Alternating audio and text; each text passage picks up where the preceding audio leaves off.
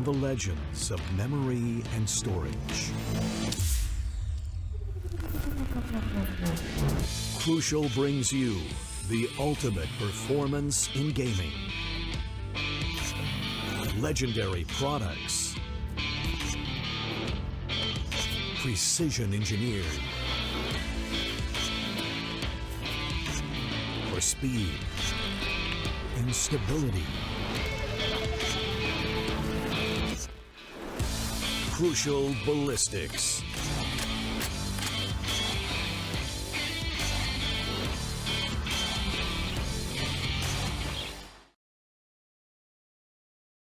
AMD Ryzen and Windows 11 presents the Esports Club Challenger Series, powered by Crucial and our broadcast partner of Loco. We just saw earlier today Velocity dispatch Enigma in a 2-0 fashion. Luckily for us, that is not it for the action today. Of course, we have got an Anaadi army versus Orangutan. Of course, Orangutan, the sort of new kids on the block when it comes to Tier 1 SA, but my god, have they come in with a blast now, looking to battle it out of Group A. We'll have to see how they do in their opening match. Of course, I can't talk you through this alone. I'm your caster, Crabber 3. I'm joined by the amazing CCV. How you feeling about this one, bud?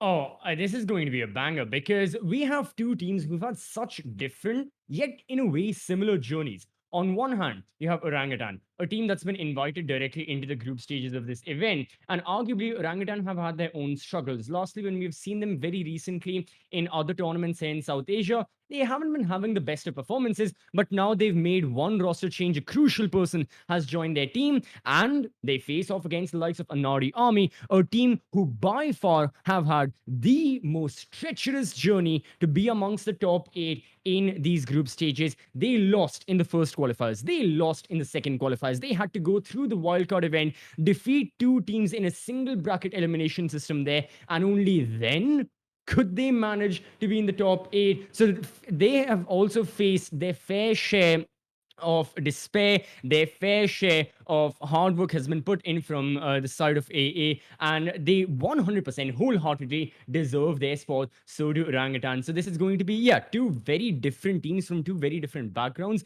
yet their journey, their motive to stay in the group stages, to take one of those spots in the LAN is all the same. And after all, every single team is fighting for that spot in the LAN, for a share out of the prize pool that we have on offer as well for this Challenger Series. And Anaadi Army and Orangutan, they are no different. But speaking about the LAN as well, on the 12th, 13th, and 14th of August 2022, this year, less than a month remains, just shy of over 2 weeks remain to that, in Bangalore, South India. The Esports Club Arena will be taking place. You can go in the description, you can see the pinned comment in the chat as well. You can get free tickets to all 3 of the days, Trust me, we are, talking about the land right here in the Challenger Series finals, but there is so much more, Kremer, that'll be taking place at the arena. We've got cosplay competitions every single day. We've got community cups every single day, not just of Valorant. Yes, Valorant will be there. 1,50,000 rupees prize pool,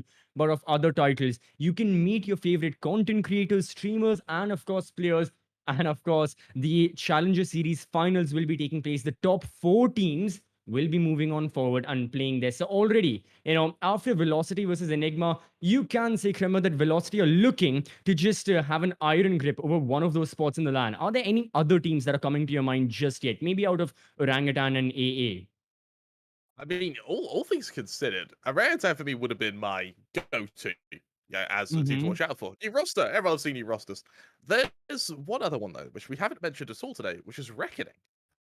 Ooh. I think for me, Reckoning have been a team that have struggled in SA, they're sort of tier 2 SA, and they've been there for quite a while. I think that this tournament could be their chance to make that pilgrimage to tier 1. I mean, absolutely. Reckoning, they've been known in the community for so much longer, but this can really Mhm. give them that edge over all their competition, not just in terms of their skill. Of course, if they take one of those podium positions that we have on offer, if they take a chunk out of the 15 lakh rupees prize pool that we have to offer, not only is that going to be largely beneficial for the side of Reckoning Esports, but also for their namesake in the entirety of South Asian Valorant. They'll be known even more. They'll have far more fans as well, all to cherish the team. But yeah, there are many contenders, all of these rosters vying for those top 4 spots, and this best of 3 is going to be no different. But yeah, having a look at the total prize pool, we talked about what the prize pool is. The split, the winners of the Challenger Series, they'll be receiving 7,50,000 rupees. Runners up, 4 lakh for their side. Third place, 2,50,000. But my favorite, my personal favorite of them all, has to be the 1 lakh rupee prize pool. The MVP, a singular Yeah. player, will be receiving for their individual efforts in the entirety of the Challenger Series. I mean, this has to be Mr. Perfect, Mr. Consistent, as I always like to say. That person will have to give it their all mentally and physically inside of the server, even outside of the server, with their team, with their communication, if they want to take that spot. And my favorite thing, again, another one of my favorite factors has to be just how many contenders there are vying for that one prize of that MVP. Just how many players we have here in South Asia who all want to take that name for themselves.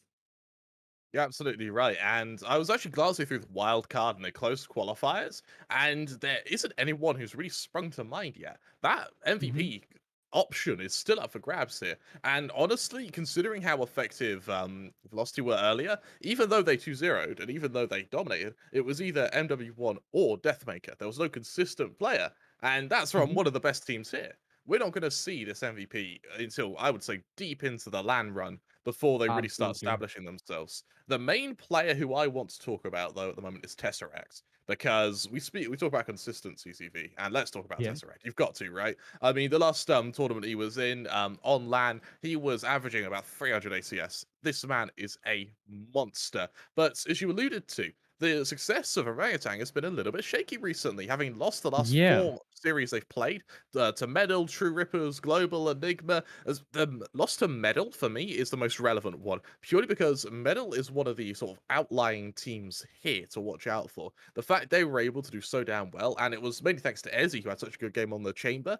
The fact they were able to take the likes of Orangutan does raise some questions for me.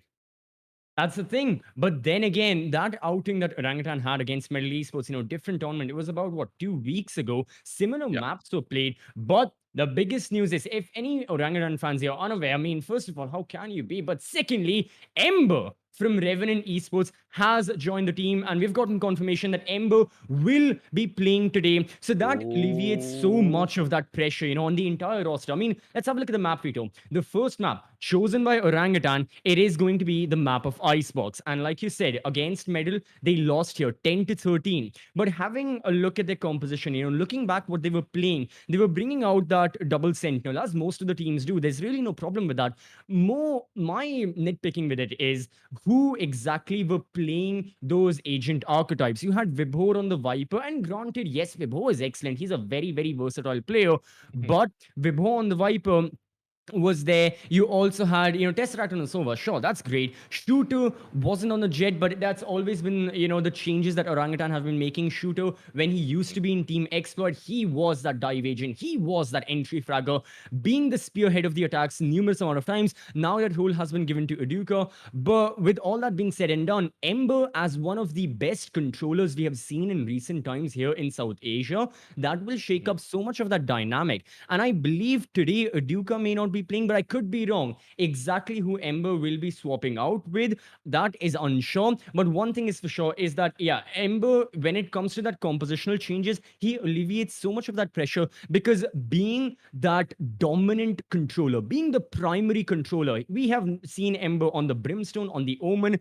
every single time, so many of the times in Revenant, in any of his previous teams as well, is that it will allow the rest of the 4 players to play more comfortably according to their own personal liking. They won't be forced their hand. They won't be dealt a forced hand, essentially, when it comes to which agent they'll be picking up. A lot more of those dynamic changes can happen. But as I say that, Kremer, this is going to be the first outing Ember is going to have in Orangutan in a professional broadcasted environment. And that definitely can shake up the nerves of any player that's out there.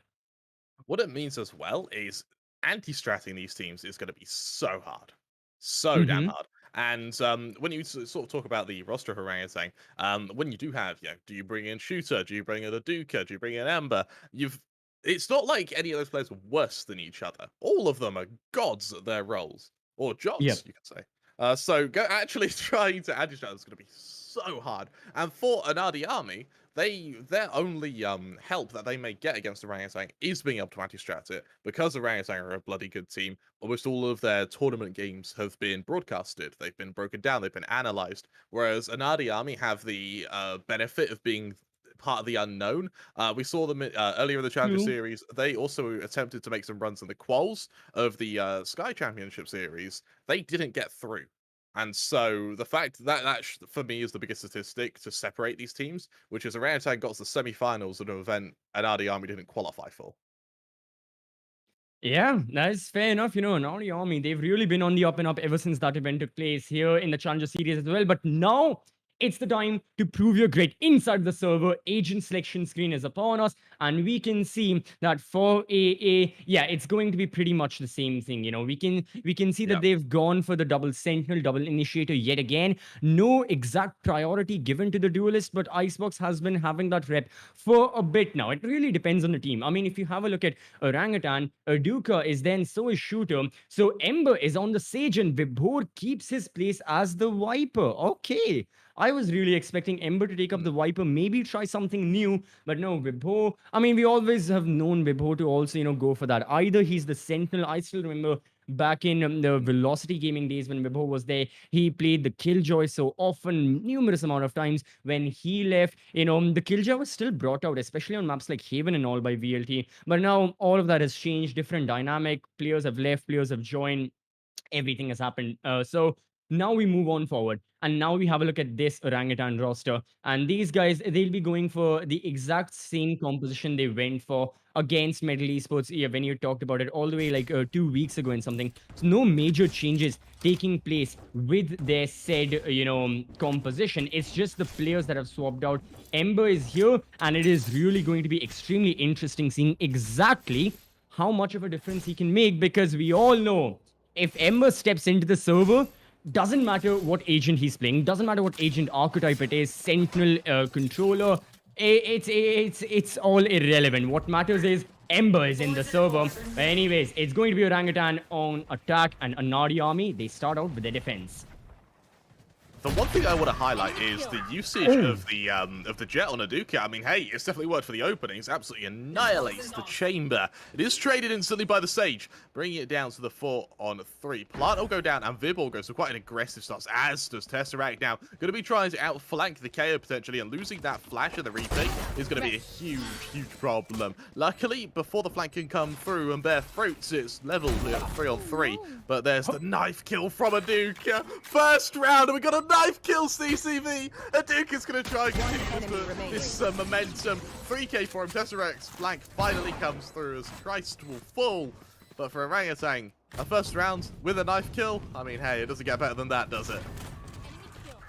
As soon as the first kill came through, you know, when the rendezvous was hitting chamber, right at that single frame, Uduka landed the headshot, and I think all of his kills were headshots as well. Most of the kills we saw from OG were headshots. So again, consistency with their aim will bow amazing results if Orangutan can keep this up. But for the time being, we practically already know the result of round number 2. It's going to be your full-on anti-eco from the side of Orangutan. You know, Spectre's full armor, a Bulldog has been repped out as well. For Anaadi army, no major economic investments. They just want to get over with this round, potentially pick up a few guns from their opposition if they can, but it's highly unlikely. The attackers, they'll be moving into an empty bomb site. The top 16 goes through. Sage slow ob, Sova, recon bolt. Oh, sorry, not the recon bolt. Owl drone, my apologies. But it's going to be a very standard, very simple B bomb site plan. It's onto the attackers with their retake to try something. But Anaadi army, yeah, I don't think they'll be contesting the attackers a lot. You know, Orangutan, they're just playing laid back. They don't want to aggress too much in defender territory.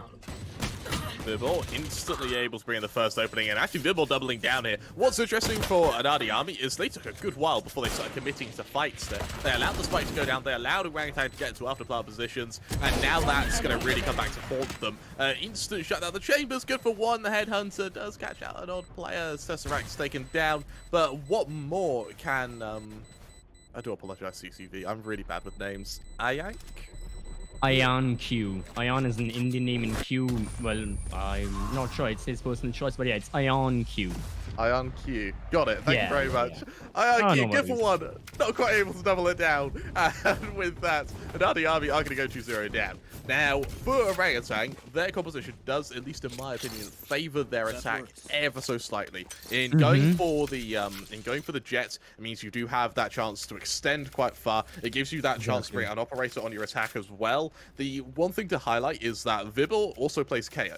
So, in going for the Viper, you remove the option for the KOs we brought out as well, which means that you're not going to have any flashes. Hence why you need the Jet, because you need a way to displace crosshairs once you actually move into a site.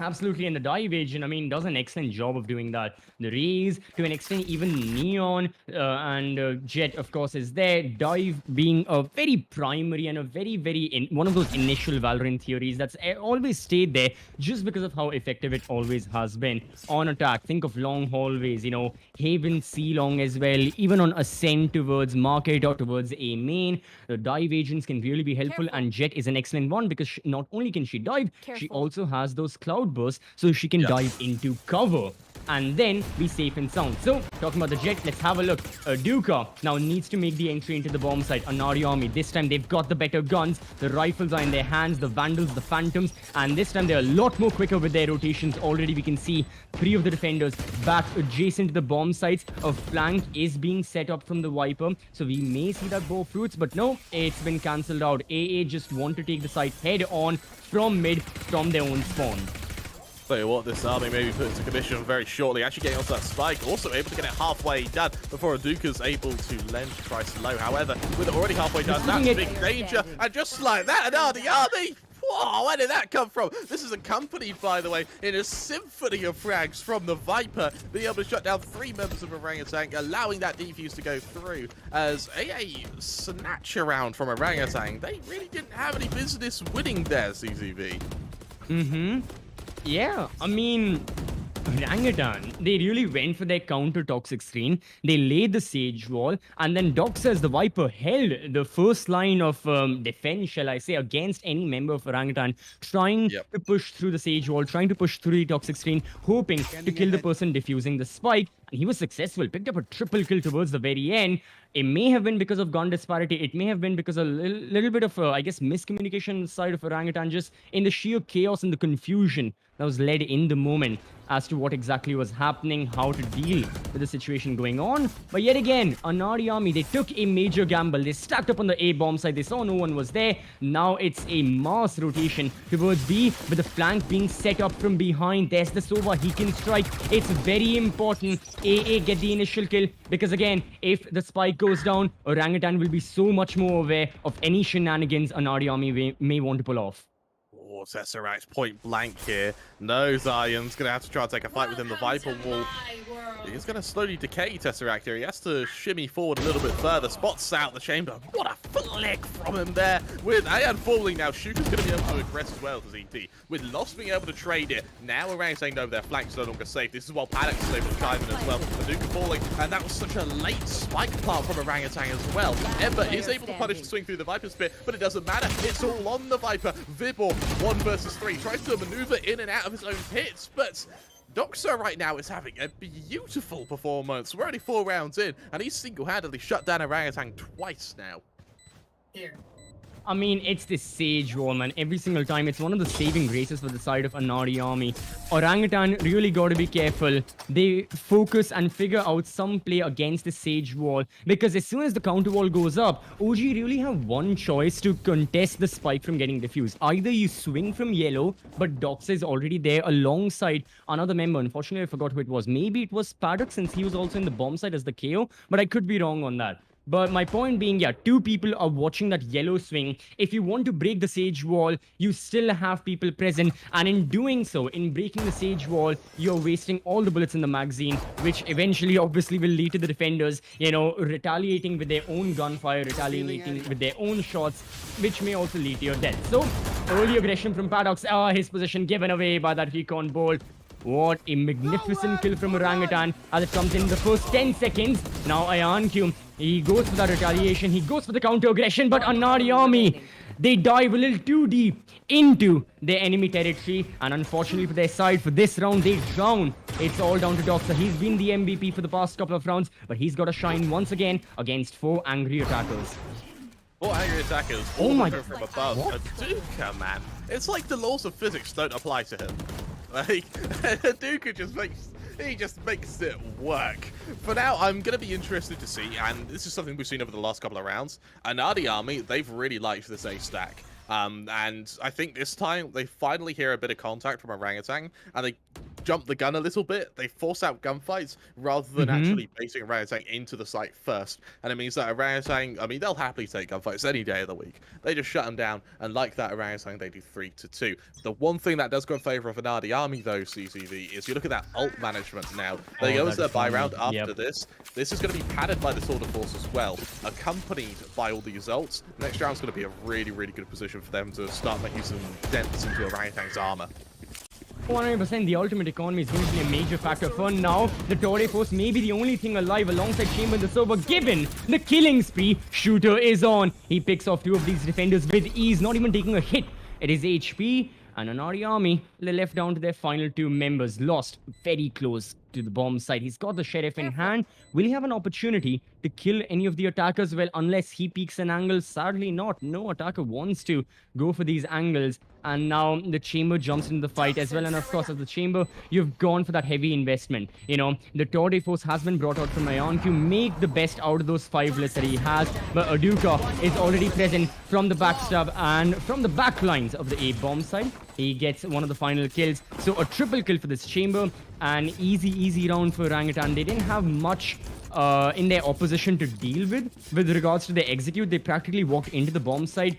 Shooter as the Chamber got those entry kills. The spike went down without any hesitations whatsoever. But I have to agree with you, Kremer. Now, all those supporting ultimates are present. Not only that, but the armory brought out from Anaadi army is going to be a lot more stronger. So this round will be quite influential when it comes to the credit economy and the ult economy of both of these rosters. Get out of my way. You're right, and I think for now the credit economy is going to be the main thing to watch out for, because Anaadi army, they need to be careful about getting into a loop where they're buy, reset, buy again, reset, and they end up sort of almost every loss they acquire almost counts as 2. While we're talking as well, Tesseract is just tearing through them, and it's not anything particularly impressive. All he's doing is letting them walk into his crosshair. It's just with the likes of OG, their crosshair placement is just immaculate. Shooter there, even on the fadeaway, almost takes the skull off of the Viper. Assisted by Ember, it's going to be a little bit of a scrappy fight in mid. Vibor is able to end it with a silence, though.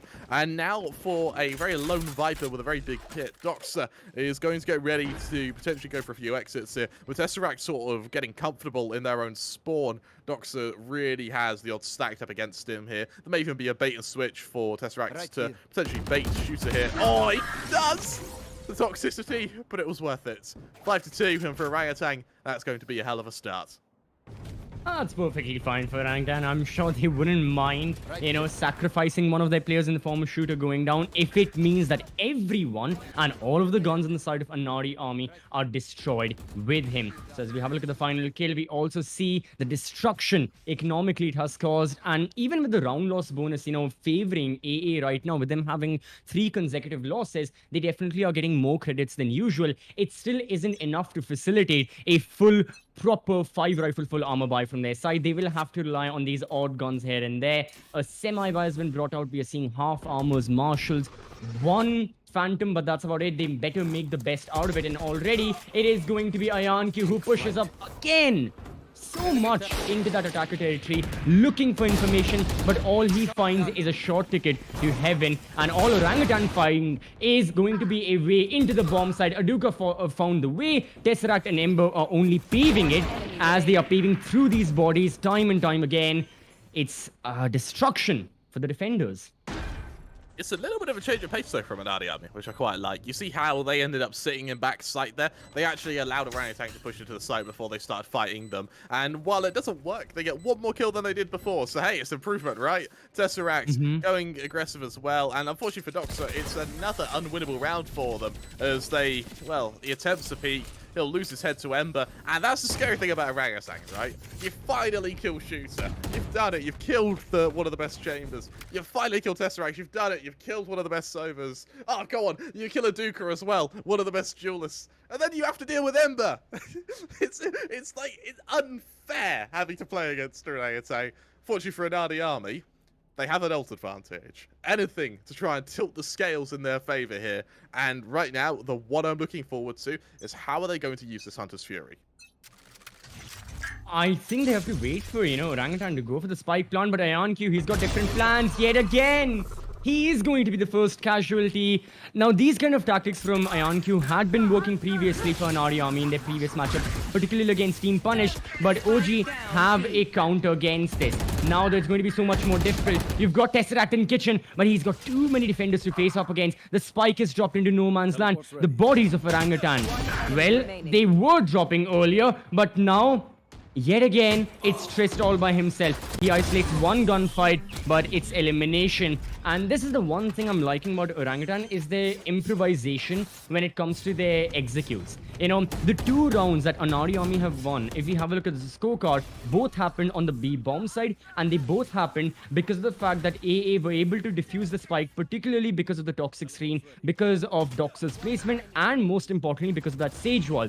Orangutan, they were like, why bother with the B bomb side? If we can push through mid, if we can push into A and still find openings, still find a way, still execute onto the site, B is optional. It doesn't even have to be taken into consideration. And that's what OG have been doing for the past couple of rounds. They've been focusing on those initial gunfights. They've completely just dedicated themselves into executing onto the A bomb site, no matter what happens. And so far, it's been working because these guys, they have now won 5 rounds in a row. Yeah, and that's one of the main effects that come with Orangutan is their mid-round calls are really effective. And you see, actually, I think we saw it round 4 or round 5, where they went for that first hit to A, and they get the initial kill, rather than a lot of teams who would work with a man advantage. They'll sit back, they'll wait to see where the follow-up aggression is. Orangutan just explode onto the A site. They realize that when it rains kills, it usually pours, and so they just force out every gunfight. And this is sort of like split-second decision-making as well. Really, really strong stuff. And you see the premise as well. When you play in a boot camp, you get harder. You can't tilt someone who's playing in a boot camp, right? you can't anti-strat someone who's playing in a boot camp. You can't shit their confidence, because you see Orangutan here, even in the timeouts, they're sort of fist bumping, they're hyping each other up, and that's just going to make Aduka even scarier. On topic of scarier though, going to get ready for this initial opening outside of A. Destroying the dagger means the info gather from Anaadi army is limited. It puts a bit of a chokehold for now. Yet again, Doxa, he wants to take that initial gunfight. He's looking to face check for information as well. Now, he knows someone is there. He has tagged Shooter, and now he falls back. This is still good from Anaadi army. They're playing hit and run. They're seeing wherever they can't use the information gathering utilities, such as those recon bolts, the KO 0 point, the owl drones, and all that. They're face checking these angles. Exactly what Doxa did. He saw someone, he fell back. Toxic screen goes up. And yet again, he's trying to confuse the attackers, and he gets that opening headshot. He's taken his revenge onto Shooter. Brilliant first play from the side of Anaadi army, but it's null and voided the next second as Ember goes for that resurrection. Meanwhile, you have Aduka on this beautiful flank. He's got the support of the Sova, and Orangutan, they want to sell this fake. As a matter of fact, it's not even a proper fake. It's a full-on just execute now on the A bomb side. AA 100% are going to be confused, but kills are still going in their favor. OG are going to have a difficult time inside of the A bomb side. 4 versus 5. Hey, Anne's the main man to worry about him. Tesseract, oh, he doubles down. He can't quite make it 3, but my god, it came close. Trice suddenly finds himself alone. That spike plant, I mean, they left it till the last bloody second, but Orangutan can still get it down. And for now, this is going to be a real difficult position. It feels like Orangutan, a team that always comes first, but always finishing last. As Bibble swings out, instant opening there as Lost falls. But Anaadi army, they still have trust to rely on. I'll have little trust in that as Orangutan go 8-2 up. A absolutely lights out start to Icebox and to this series. It is, and this does open up the possibility of one of the running jokes that we have here at the Esports Club, which is why, Krim, I have to ask you a very important question. Answer this honestly, no matter what your answer is. Do you believe in the 9-3 curse? Oh. It's a yes or no. It's a yes or no. No maybes, it's a yes or no. If it was that easy a yes or no, I would have answered it. I'm going to go with no. Yes! Yes! No, thank you. Oh, thank you. Oh, that's really lifted a lot of tension that was here in my heart. But anyways, we'll talk more about the 9-3 curse later. But now let's focus on, let's execute Orangutan want to go for. So, Sage Wall goes up, not on the beam bomb side, this time on A, and the judge gives the verdict. It deems Aduka guilty of pushing too aggressively. Doxer's there as the next person towards the front line. Now he backs off. You've got 3 defenders in towards the A bomb side. OG are still not shying away from executing here. Paddocks will be soon to be eliminated. And now yet again, it's a 2 versus 1. IonQ all alone. Yankee might have timing on his side here. Oh, that's a hell of a flick. Tesseract left in a 1 versus 1. The Headhunter to worry about. Really strong recon dart. That is going to give away the position of A, and Hanias going to back off because of that. Going for the high ground. Tesseract, the bravery on this man. That's so counter-instinctual to know that you have to go onto the inaccuracy of being on a rope and then pick someone who knows where your general area is to then be the one who aggresses into him. It's so brave, and it shows the confidence on Orangutan right now. Bringing out a tour de force of their own over on Shooter that is going to be counteracting Irons, but what good will it do? Frankly, CCV. I mean, for instance, Doxa done incredible stuff on Viper, but the one Viper's pit UC had, Orangutan just got up and went to the other side. It feels like Orangutan are just mitigating Anaadi army in both aim, but they're doing so in playstyle. They're doing so in utility usage. And on the topic of utility usage, tour de force to give us that first blood. Ember chimes back. Yeah, he's traded, sure, but it doesn't matter because Anaadi army, no matter what they do, they're still on the down. It's about mechanical skill, and like you said, it's about those positioning as well that Orangutan constantly are finding. I mean, now, see, Shooter, he's watching for the flank. Does he check his extreme right where Sage is posted up? Does he check the angle? No. For the time being, he backs off. He's got, he's got a very, very expensive weapon in his hand, so he better be careful, but the flank is still present. how exactly are Orangutan looking to deal with this? Because look at the positioning of these defenders. They are so in the face of these attackers. They're taking these gunfights. Yet again, Doctor will be good for one. The Sage has to strike from behind. This is when Orangutan are not looking.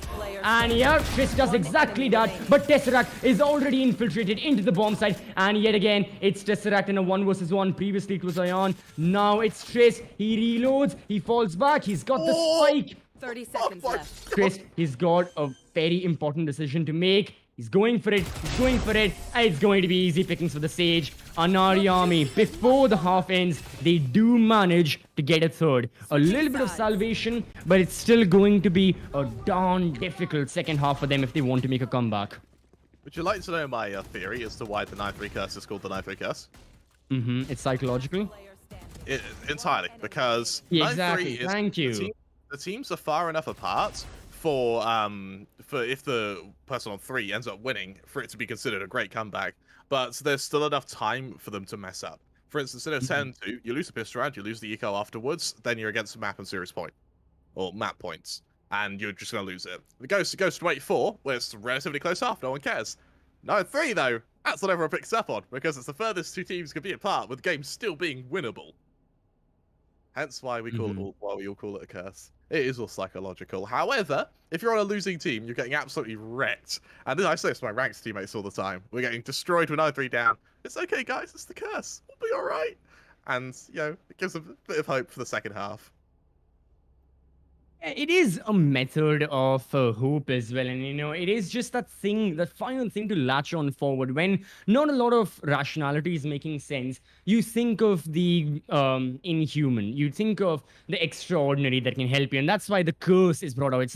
No human has developed the curse. It's within the system itself. It's within the deep code of Valorant or whatever people call it. There are some weird strategies out there, but I'm pretty sure the teams are not going to be talking about the curse. In this 1 minute tactical timeout that both of the teams receive, they will be going on forward as to how exactly to secure this map. Now, for the side of Orangutan, yeah, they may have been a little bit blunted now, given that they're on defense, but they can still very heavily rely on their positioning in terms of, you know, back and forth that they are taking these gunfights, and of course, their mechanical skill that every single individual player possesses, and it's present in the server at the current moment. That's a big winning factor for OG, is that no matter how tough the situation is, there is still that chance of the round going their way if they still win those gunfights, and that's what we can see as well, you know, from the boot camp. I mean, for the time being, it's all smiling faces, particularly Tesseract, but then again, this man never stops smiling. Whatever situation he's in, he's very, very, you know, in the zone.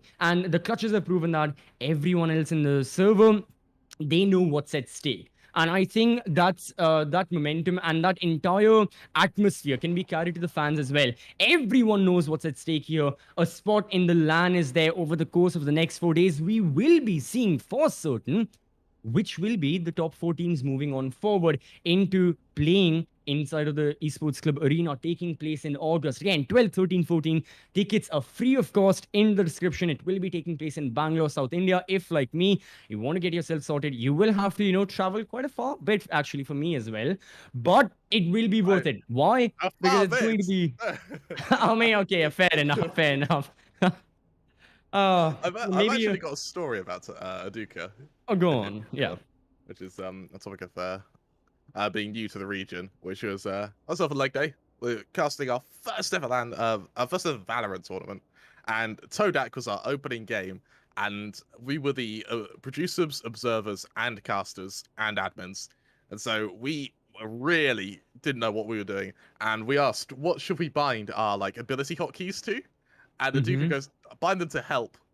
And that was our and to this day on my APAC Valorant account, my keybinds are help. That's still a Duke. You just see, I am thinking about it. Maybe that was a real plea for help from a Duke there. Maybe he was genuinely in trouble, and we laughed at it. But that was Todak. That was a fun team to cast. And I mean, hey, Aduka's gone up onto grander things of Orangutan, making them even more fun to cast. So I'm really liking the Soji roster. I mean, at this point, it's really Anaadi army who should have their bind set to help, right? So they can call for help whenever it's needed, whenever Uduka starts popping off yet again. Because yeah, as we remember, it was the pistol round where the Jet managed to get a triple kill, all with the Ghost, all headshots, managed to sneak in a little bit of a BM as well. So you better be careful for that. If something along the lines of that takes place yet again for round number 13, which shall be starting in just a little more. I believe there has been a small tech pause call from one of the players. Hopefully gets resolved as soon as possible. But once that's out of the way, yeah, no more stoppage to this map. And talking about the maps, the next map, that's the thing for the side of Anaadi Army, is that our next map is going to be the map of Haven. We have seen both of these teams there, but now it's mattering less and less about just complete Valorant theory, strategy. Orangutan definitely have improved a lot. Anaadi Army, like we saw from their wildcard and qualifier runs, they need to go for those improvisational plays. They need to improve right here within the server, and they have done it previously. So it's not like it's out of the realms for them to achieve something along the lines of that.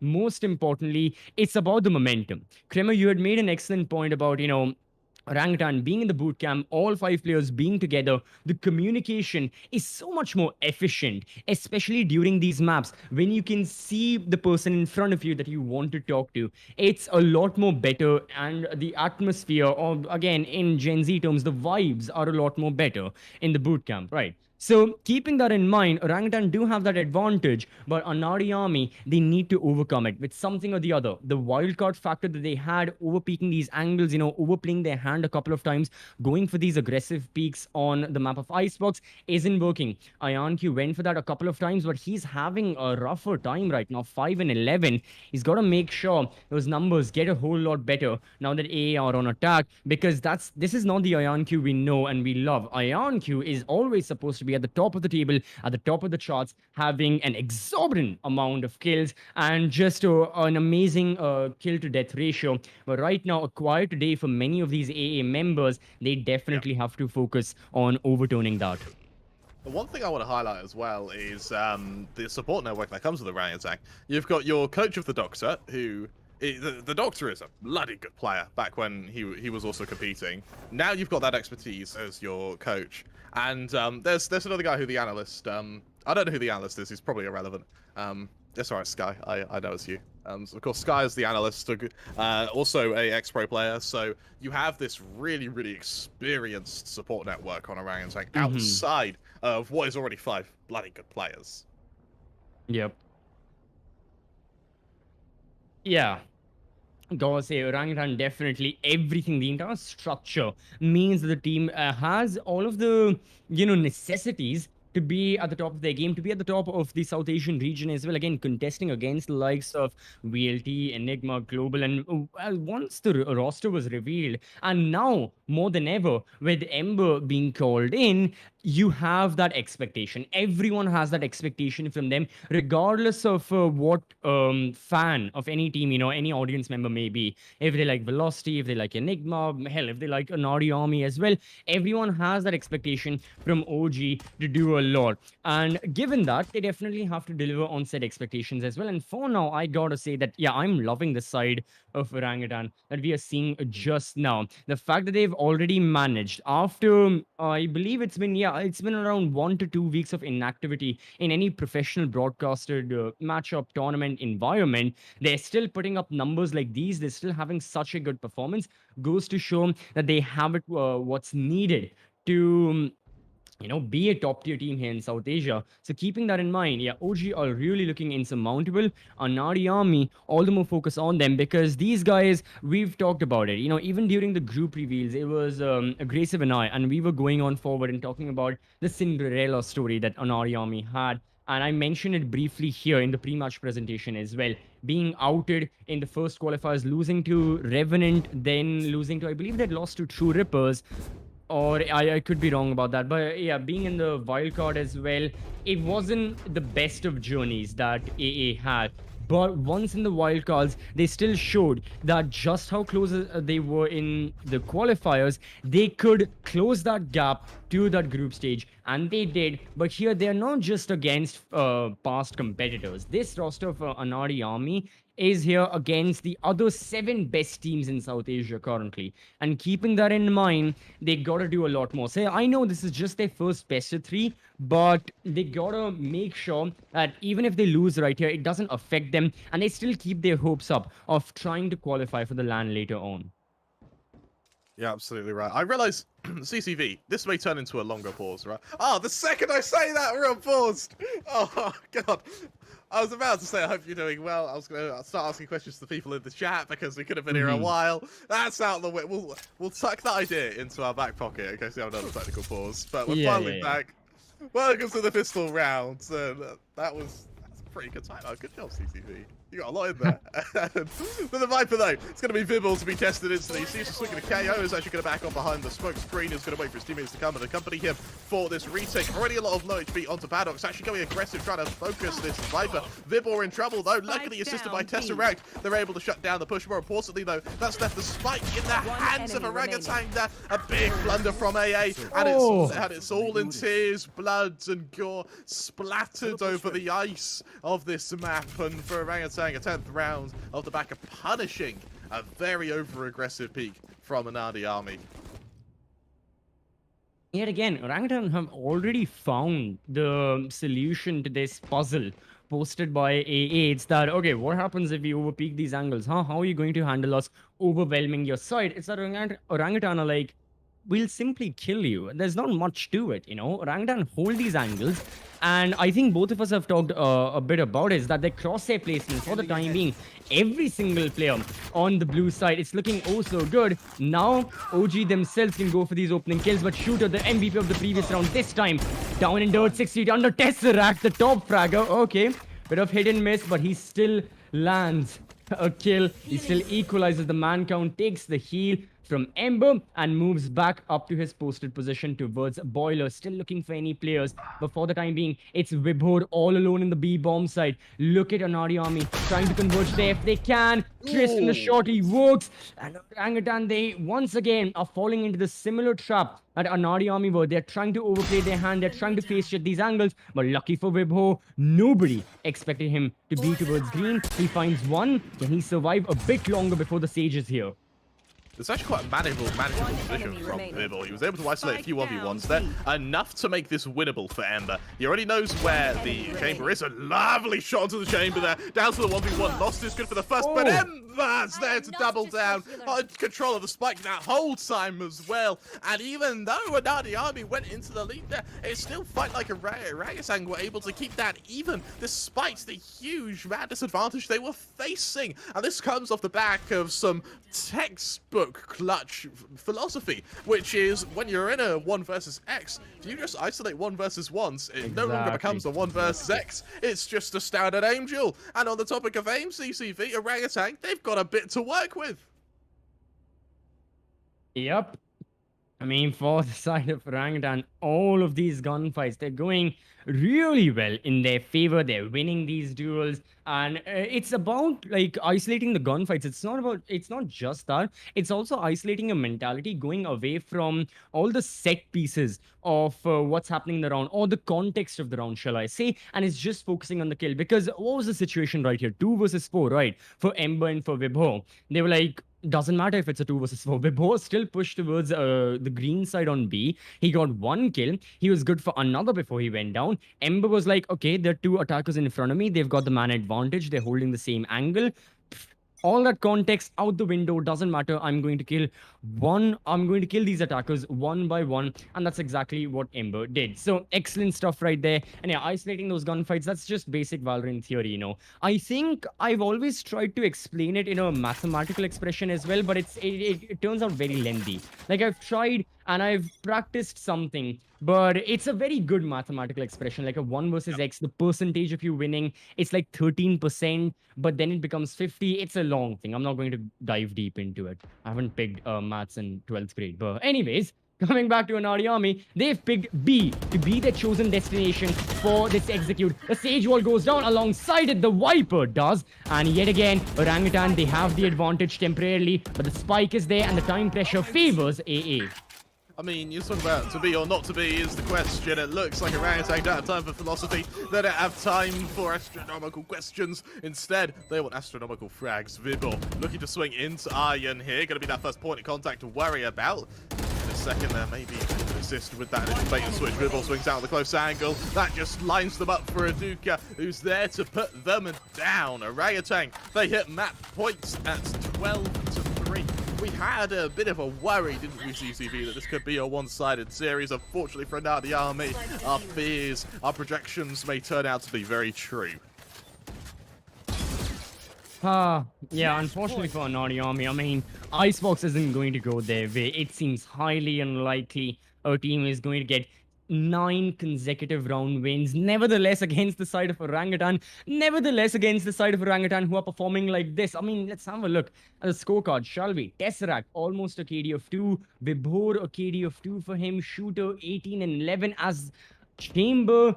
Everyone is doing bits when it comes to their playstyle. Everyone is putting up insane numbers, and the utility usage. I mean, it simply is present. You know, that's one of the best things, that they're not overplaying or they're not doing anything extraordinary when it comes to their setups. They're holding their ground, checking the corners, checking the angles, and only then are they fighting off the attackers if it seems necessary. Like in this case, you've got 3 defenders on the A bomb side. Well, 2.5. Considering exactly where Tesseract goes, they have to fight off against this attack of Anaadi Army. OG have to prepare themselves, and that's exactly what they do. Vibhor and Ember going to be the front line now. You see how they instantly try to fight a crossfire here. Vibor actually goes aggressive as well. I love this so much. You may be able to avoid the flash once it goes through. There's that avoidance of the flash. Turns in time to be able to trade at least, but it's now really on Ember who has to deliver. Luckily, Ember, he's that guy who delivers. Able to get the slow up as well means that no one's really going to be able to punish him unless they slow peek into him. And for Lost, that is not just a lost cause, that is a death wish, leaving it all onto Doxa. The Viper, who found himself in many a clutches on the defense, is looking to see if he can find that same success on the attack for Doxa. 1 versus 3. Full HP. That's all, of course, to worry about. Avoids it. Taps out the first. Goes for the second. But Aduka is there to make it all end in flatulence. 13-3. Orangutan find themselves shutting down their opposition over on Anaadi Army in what was a very convincing first map. Stomp over victory for the side of Orangutan. Not much to be said about it. 12-3. Oh, sorry, 13-3. My apologies.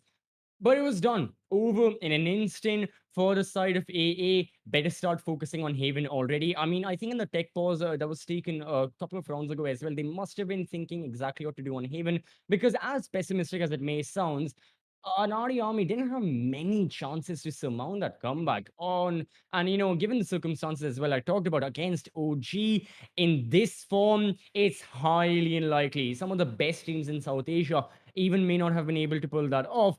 For AA, it's going to be just going up a hill, you know, like pushing a rock up a hill, but nah, the rock crushed him over. Now, let's have a look at the rock of Orangutan and the entire roster crushing over the side of Anaadi Army right from round number 1. Let's have a recap of this match as we take a look at the highlights and how it started. And it all started a Duka triple kill. The next pistol round we saw Shooter triple kill, and that was practically the theme of this entire matchup, is that no matter the personal side of Orangutan, no matter the agent archetype they were playing, Sentinel, Controller, Duelist, everyone was getting kills. Everyone had their own moments of brilliance. They were putting in the work, and it was just a very consistent team performance that led to this victory. You're right, and what I'm interested in isn't the rounds Orangutan won, it's the rounds they lost. And in the 3 that they did lose, it feels like it wasn't Anaadi Army winning those rounds, it was Orangutan losing them. It feels like a lot of the advantages that Anaadi Army were able to ascertain were because Orangutan was either overextending, giving up too much ground, not giving up enough ground, and they just ended up getting punished, which is something which you find at the absolute highest tiers of Valorant, where it's not a matter of who plays the best, it's who doesn't play the worst. And for Anaadi Army, the fact that they're able to punish the likes of Orangutan in rounds like this, for me, is a very good sign for the future. 100%, you know. Knowing OG can still win those rounds, knowing the fact that Anaadi Army, even if they have the advantage on the mishaps of Orangutan, the round can still swing again once more in the favor of OG just gave them that extra bit of confidence that, yeah, absolutely, definitely helped them to secure the win. And the future will continue to serve them in that favor with those regards, is that Orangutan will always really be looking forward to, getting round after round and potentially map after map as well, because definitely on their radar, it's going to be, let's end this best of 3 2-0. Let's not waste any time. It's the group stages. Even if we lose a map, you never know how it can come to bite us in the back later down the road. So let's not make any mistakes. Let's not take any unnecessary risks and finish it right here on Haven. You're absolutely right. And of course, in just a moment, we will be able to head over to Haven to see if it will be a matter of 2 bites or a Orangutan, or if Anaadi Army potentially have something to surprise us with. I think that Anaadi Army maybe do. Because, of course, Icebox, it's Orangutan's map pick. They wanted to be here. They're on their home turf. What happens when Anaadi Army go home? What happens when they get comfortable and we go into their playgrounds? Potentially a closer map. Of course, we'll have to see in just a bit. Of course, I believe you're going to be joined with, is it Aggressive next? Yeah. You'll be joined with Aggressive. I'm going to be taking a step back and I'm handing you over to casters who are way better than me. So you can look forward to that. Of course, let's take a moment to look at the MVPs. We've got Doxer against Shooter. For me, Doxer actually had a pretty good game. Even though his Kenny wasn't great, his ACS is the one thing I want to highlight, which is 260 ACS against the likes of Orangutan is really quite impressive. Bearing in mind that almost all defense, he was having to rotate and retake that A site. 100%, every single time, all these controller mains that we've seen here in the Challenger series, I always call them, I've used this title before, but Mr. Consistent. When we have a look at more of the teams that will be playing here, we'll see that brought out Pixels, Lucia, all these guys, every single time. Brimstones, Vipers, Omens as well, and to an extent, even at a couple of times, even the Astras. All of them get those kills. They may not be the shiniest or the most, like famed person to look at when they're getting those skills, but they find the crucial frags whenever the team needs them. They can go for those entries, or in any case, if you need the advantage to swing back in your favor, the controllers are there, not just with their utility, but of course with their guns. And now, yes, you, the viewer watching, you can be there to meet your favorite controllers, to meet your favorite duelists, and to meet your favorite players, content creators, streamers, everyone involved in the South Asian esports industry and gaming industry, as a matter of fact, because on the 12th, 13th, and 14th of August this year in Bangalore, South India, we will be having the largest gaming and esports festival India will see in 2022. It is going to be the Esports Club Arena. Make sure you are there. Tickets will be there in the description, the link to get them free of cost for all 3 of the days. Not only are you going to be seeing the finals of the Challenger series taking place over the course of the 3 days, as you can see in the bottom right, you can see, you can meet your favorite players. They're going to be cosplay competitions taking place every single day, a total prize pool of 150,000 split over the 3 days. That's 50,000 every single day. Community tournaments taking place for a variety of games, console, PC, Valorant as well, and a whole lot more. And of course, we'll have booths set up from our lovely sponsors to provide you with insane discounts just there at the LAN. It's going to be LAN special discounts. You won't be able to get those gears at any e-commerce website. Those discounts aren't going to be there. So make sure you attend LAN. And as we take a quick break to prepare map number 2, go down the description, get all the gear from our lovely sponsors as well. AMD Mobile Ryzen Processors, really top of the line. We've got Windows 11, the most optimized operating system out there. And of course, NVMe SSDs from Crucial provide you with lightning fast speeds, and us here at the Esports Club, we'll provide you with lightning fast map number 2 in just a short bit. Question.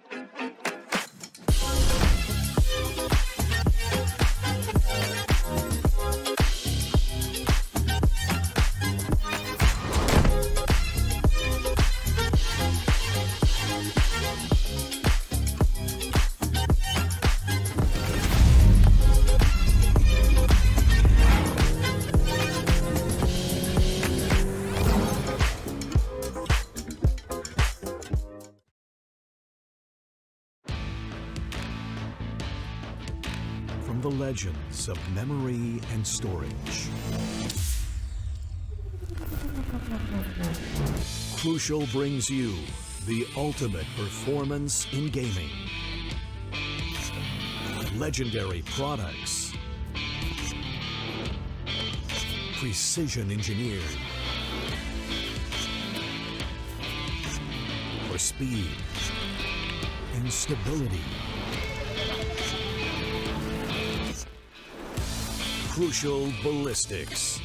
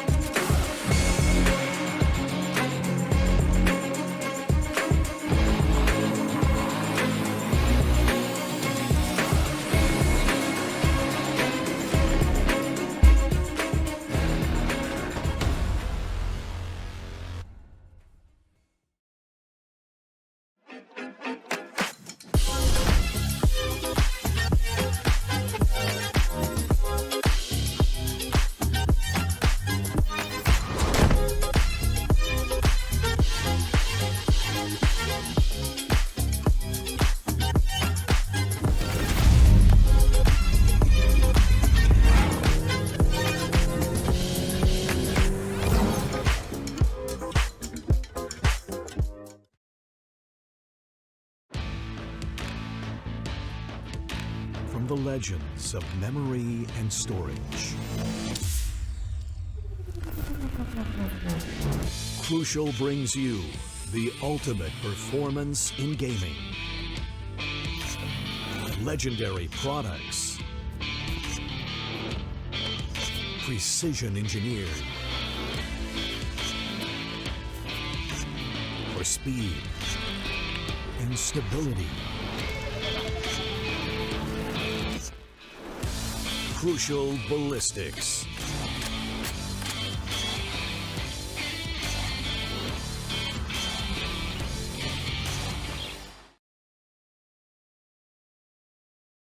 Welcome back, everyone, to AMD Ryzen and Windows 11 present the Esports Club Challenger Series for Valorant. Powered by Crucial, alongside our broadcast partner Loku.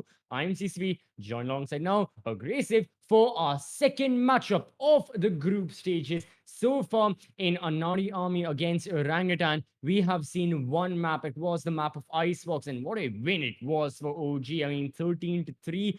Really a curb storm victory for their side. But now we move on forward with Anaadi Army's choice. That is going to be the map of Haven. So very, very soon we'll be jumping into the agent selection as well and having a look at the compositions. Aggressive, anything you're spotting from these teams? Honestly, this screen just still gives me shivers. I saw this on stream, but now that I'm seeing it on the big screen properly, I'm just amazed. Our graphics designers have gone out of their way to create something this beautiful. And honestly speaking, I don't know what else is going to happen down the line when we head on down over into land. A lot of surprises for all of you. But for us here in this current composition that the team is running, this team comp is possibly one of the scariest ones OG could ever run. Astra, you know I love the Astra personally with the setups that it can be done with the breach, allowing Neon to easily run her way in towards the side, gain space, and create value through that space. But you have to remember, Exactly. I reiterated this over and over and again when it comes down to playing a Neon. You are there to create space, but someone else needs to occupy it. You yourself cannot utilize the space because if you try to over-aggress a little bit too much, trying to rush in for kills while creating the space and go bounds and leaps beyond what your setup originally is, then it's just not going to work. For example, your Astra uses all of her abilities to get you in the site to a certain vicinity, maybe towards default box of C long.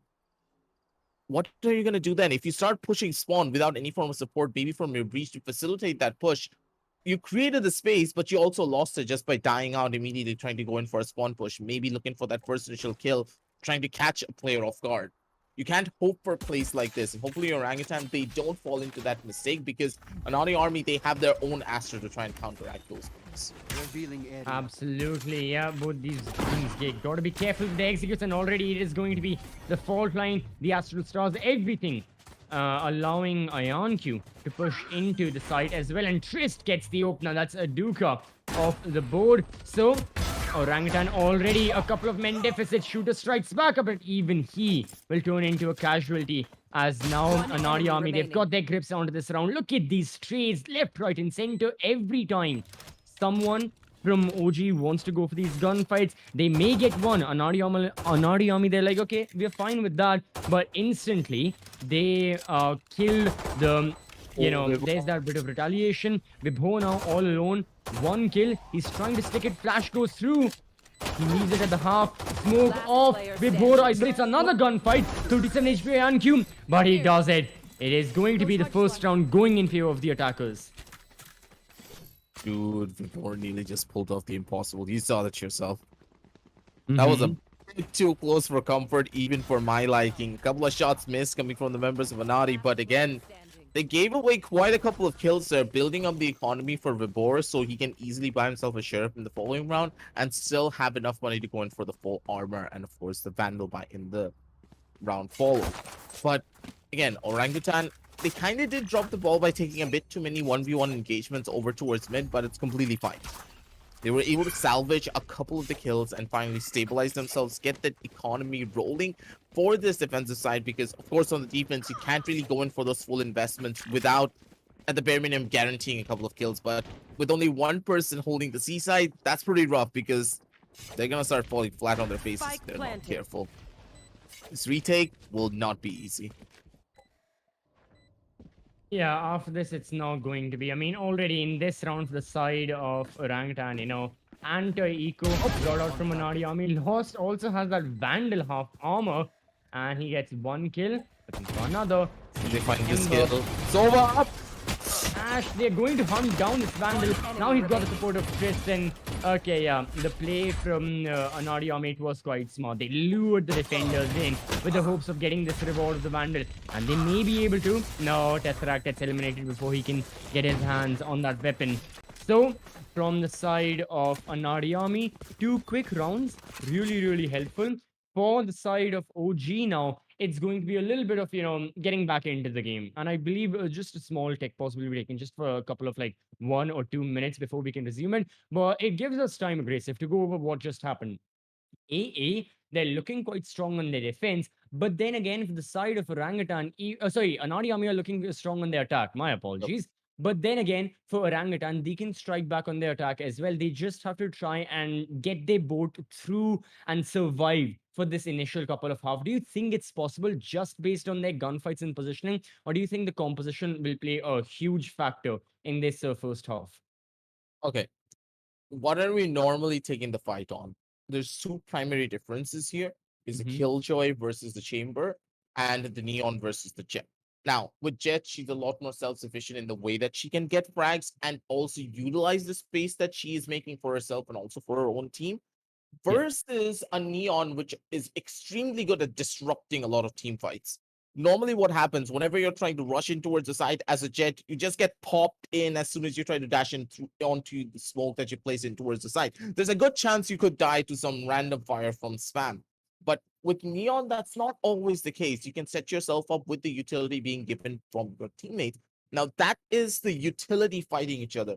On the other side of the spectrum, I'm much more worried about the Sentinel play that would be coming in for the members of Anaadi Army. They have a Killjoy, and you know why I Yeah, hate Killjoy on this that particular is map? true. Due to how much of an uproar Breach has been having throughout this entire scene. Breach is everywhere. He's the bubonic And then plague coming Sova. back to life. He's a bubonic plague literally coming back to life, and he's making sure that every single Killjoy player goes into extinction. And when you have something this oppressive on the other end, you know for a fact that Ember is one of the most oppressive Breach players that we have seen in the longest time. He normally plays the controller, but when he Yeah. usually picks up the initiator role, he's a menace and he is incredibly difficult to deal with.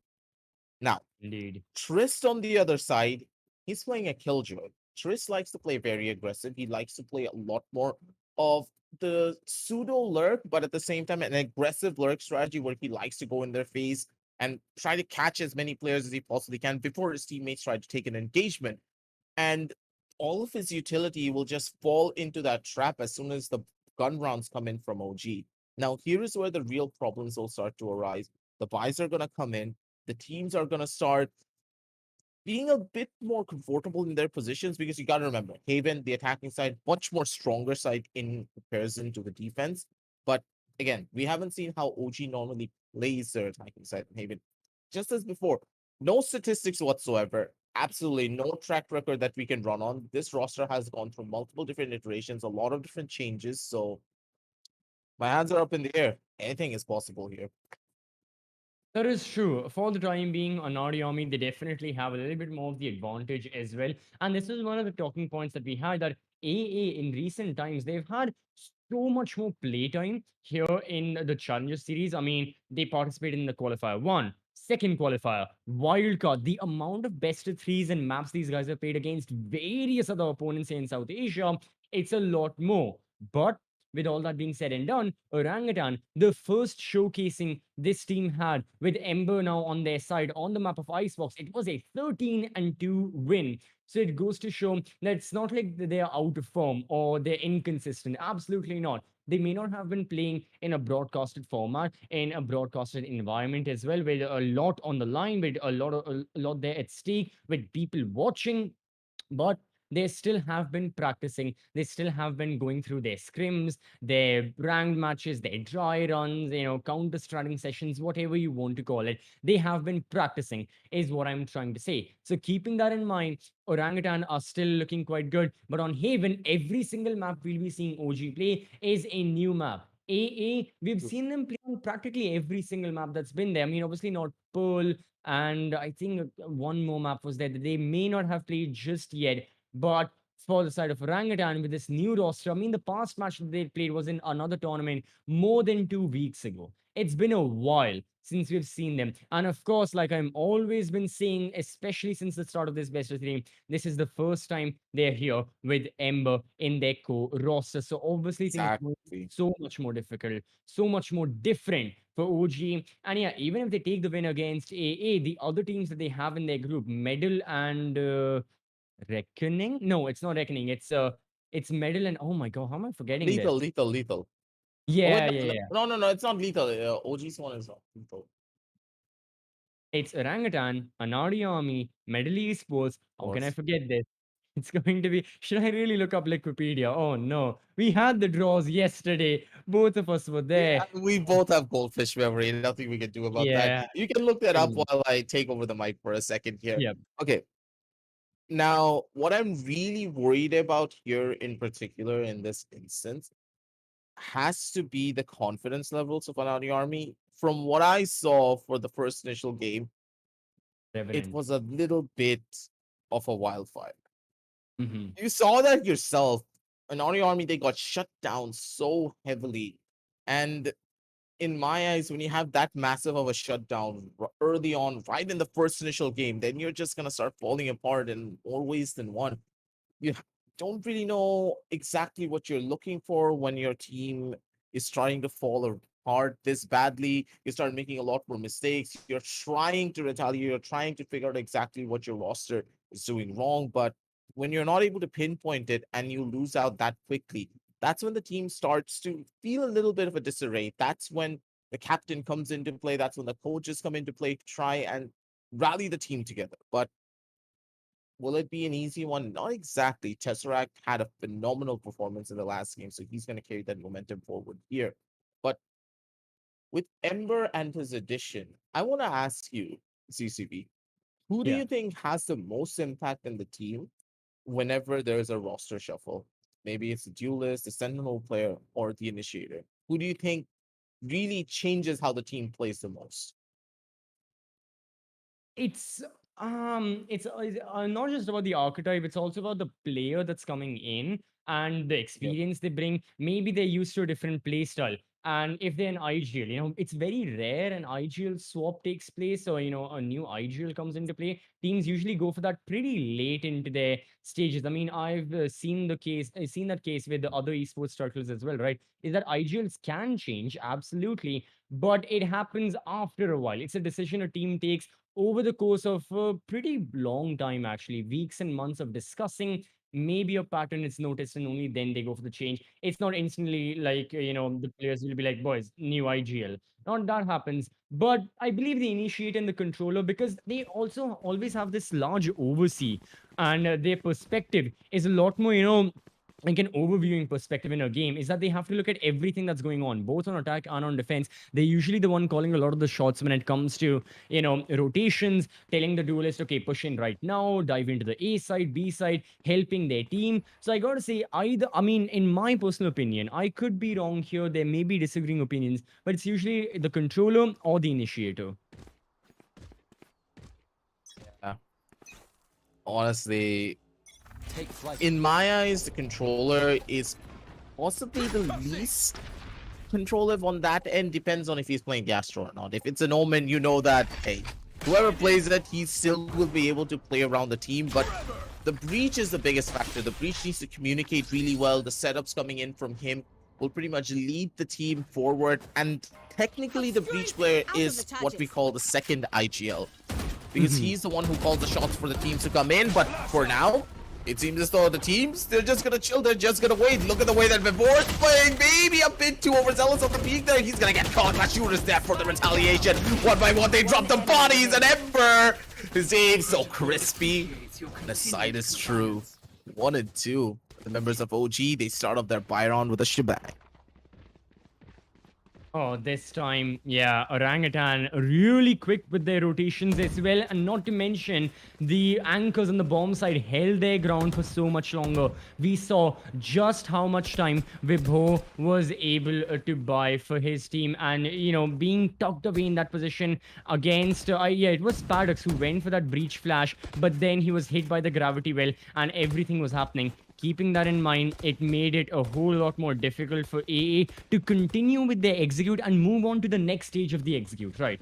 Execute, it goes in multiple stages. First is get the entry into the bomb site. Okay, that happens. Make sure there are no defenders there. There's no opportunity of a quick bit of retaliation unless it's with utility. Then we deal with it differently. But as long as there are no guns present that can directly kill the person planting the spike, you're all good. Here, this is where the plan failed to a certain extent for Anaadi army. They dealt with people like Vibho, they dealt with people like Ember as well who were in the bomb side. But by the time that happened, by the time Shooter also fell to the ground, the reinforcements came in. Tesseract was back into the bomb side. He struck, and before you know it, the entirety of the attack eventually failed. So AA, they got to be a little bit more efficient with their takes, but still it doesn't mean that it's impossible. Right now, they're holding this angle. Oh. This is bad. Dude, if Shooter finds this shot, that's gonna be big. Oh, dude, yeah, I knew that was gonna happen, but Aduka immediately coming in with the resurgence. Gets another catch. Has to trade a 1-for-1. But honestly speaking, Orangutan, they got the much more favorable trade. Aduka, though, with a spray, gets caught out, and the shots just do not land. Trist, you gotta love it when he hits those frags every single time. He comes alive for the team when they need him the most. And with this, they have a 2 versus 3 to work with. And honestly speaking, this is the 2 best characters to have. Vibor still has 1 smoke available and ample amounts of utility on the hands of him, but he didn't use anything. Now they just have to lie and wait exactly what to expect here. But for them, the A side, ripe for the picking. No one's holding here with OG, hoping for possible split up back towards maybe B or C, but that's just not gonna come. 30 seconds left. Relying on sound cues as well, and they may get it off. Yep, the recon bolt going through very soon. The spike's going to go down alongside the Killjoy lockdown, but you still have the breach. Ember is still there. A question is, does he have that aftershock, and can it destroy the Killjoy lockdown from within the bomb site? This is well, safe. That question is null and void. Safe That question is going to be null and void since Orangutan, they're not looking to contest the bomb site at all. They realize the situation they're in. They get the context. They're like, we are outnumbered 2-3. We don't want to risk the rifles that we have. And particularly for these players, they've got full armor as well. They don't want to risk it just yet. Hold these angles, wait for it. Sure, Vibho's got a Spectre, but that can still carry on forward into the next round. And more importantly, it's also about risking your lives. You know, every single kill you get as an attacker, it's additional extra ultimate points being added to your arsenal. Means you get your ult faster. It's a lot of consequences with peeking certain angles. So, OG choose to stay at the back lines. They give another round win to Anaadi army, and AA, they're building a good lead block by block. It's not easy. No round for either one of these teams is really going to be a very stomp over kind of win. Kind of like how many rounds on Icebox were. Every single player, regardless of what agent archetype they're playing, they will have to fight their way through thick and thin to make sure they get the round for their team. However, I mean, unless it's like eco, you're up against an eco and it's eco frags, right? If that's not the case, then sure, it's going to be a lot more difficult. So that's why every single round matters a lot. And now, for OG and their defense, the Tour de Force is unlocked, and it's going to be yet another C take by Anaadi army. Vibor though, but he has the perfect weaponry for this. The timing.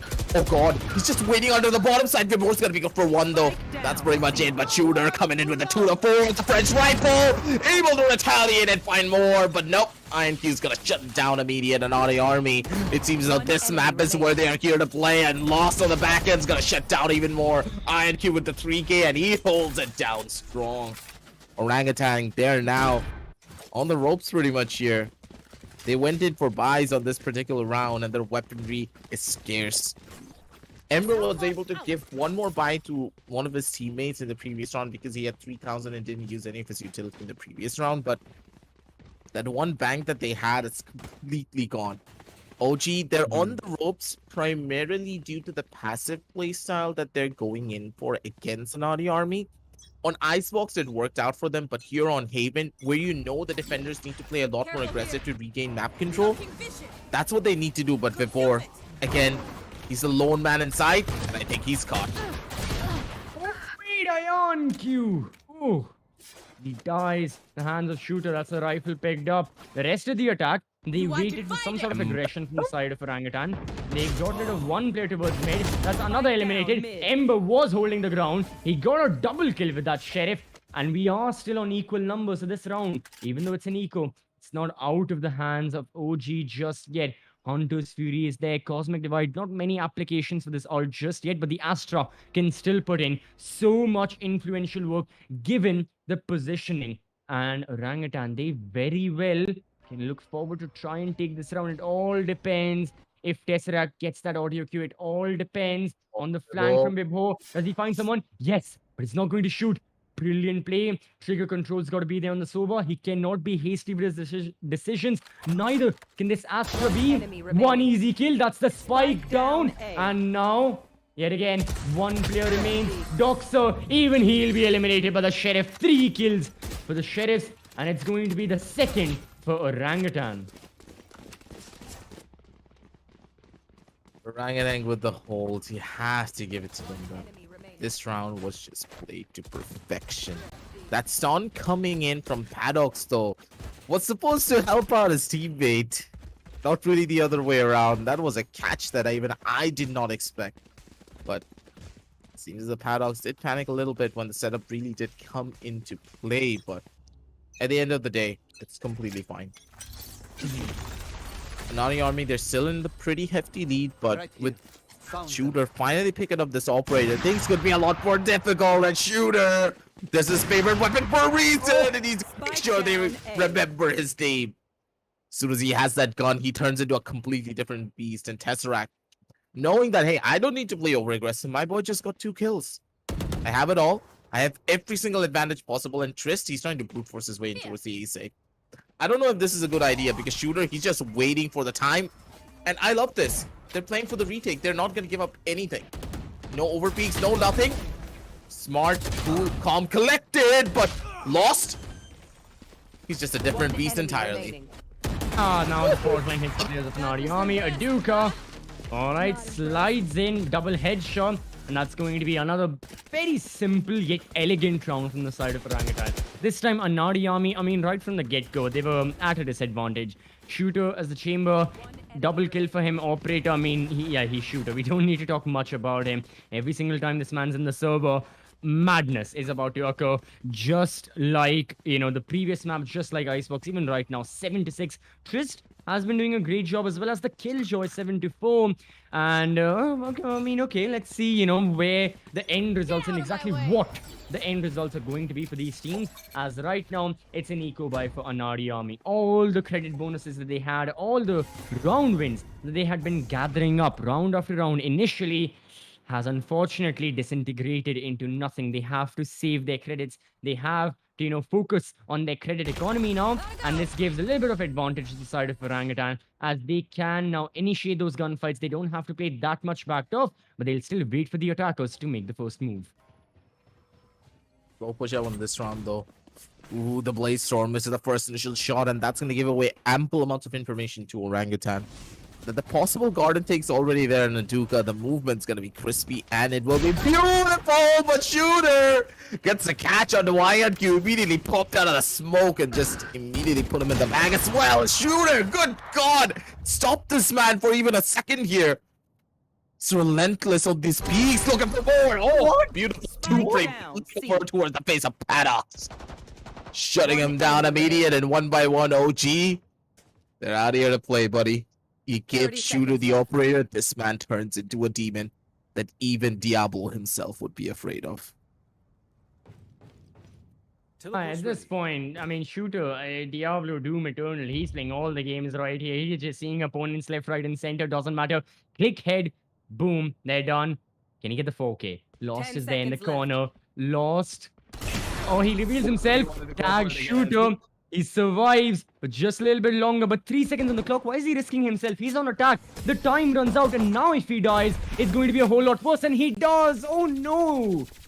Again, for anyone watching, it's disastrous because of the fact that Lost, not only did he lose the rifle he had, but he also will not receive any credit bonus. Why? Because he survived till the timer ran out as an attacker, means he won't be getting that bonus, and then he died, which means again he lost the rifle. I don't know why he went for that kind of play, but that's really not good, especially not when you had the rifle and you're not doing the best economically as a team. Tough situation for them to be in, but Aduka, that was a really hefty miss, but Tesseract! Oh, he got a triple kill with a Hunter's Fury, and the operator is going to be able to shut down one more over towards the backlines. Look at how aggressive that they were playing.